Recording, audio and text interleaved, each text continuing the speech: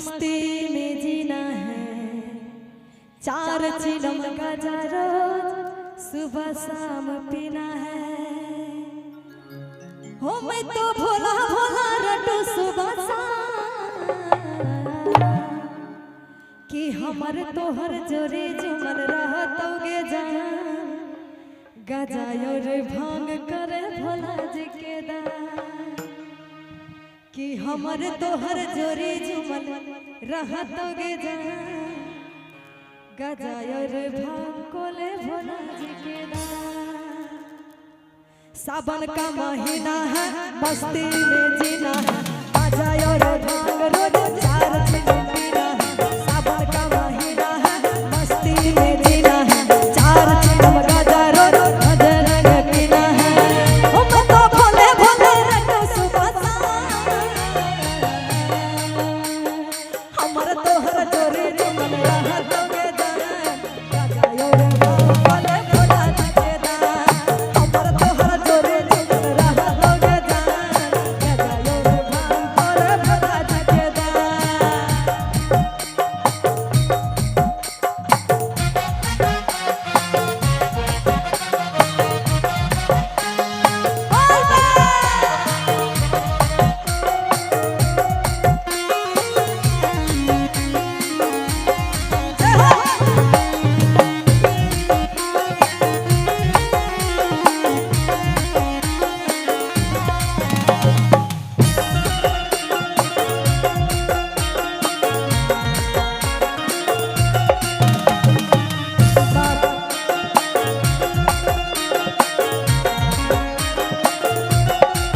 बाबू सोना रे सुनो ना रे, जाऊंगी देवघर सुत गेरुआ कलर की न दोना रे।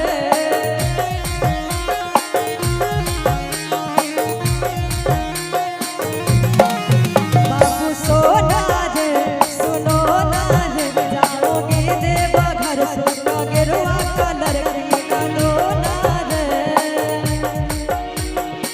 ओ मैं तो भोला भोला रटो सुबह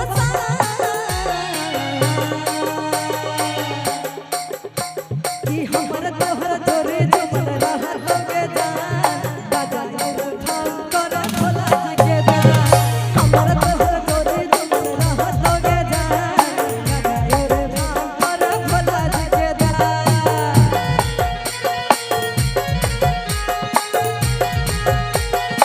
बोले शंकर भगवान की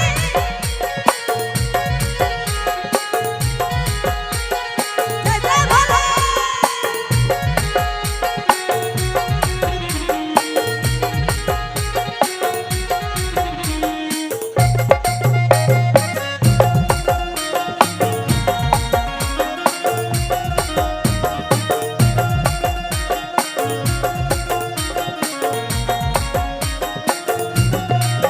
ओ दीवाना रे देवघर जाना रे, चोरी संखा बोला जिसमें लिखा भोला की न दोना रे।